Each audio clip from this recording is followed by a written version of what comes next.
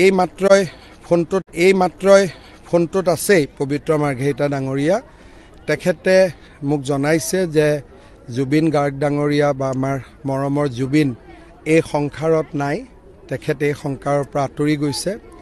খুব মৰ্মান্তিক ঘটনা, মৰ্মান্তিক দুখদায়ক ঘটনা। আজি আমি বিজেপি দলে আজি গধূলিও আমি নিৰ্বাচনী প্ৰচাৰ নকৰোঁ। মই এতিয়া খালি গুমাত গৈ মানুহখিনিক নমস্কাৰ কৰি মই গুৱাহাটীলৈ তুৰন্ত উভতি যাম।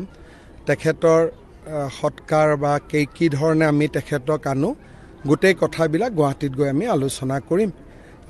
অসমবাসী ৰাইজৰ লগতে মই সমগ্ৰ অসমবাসী ৰাইজৰ হৈ কি ক'ম, দুখৰ ক'বলগীয়া একো শব্দই নাই, শব্দই বিচাৰি পোৱা নাই।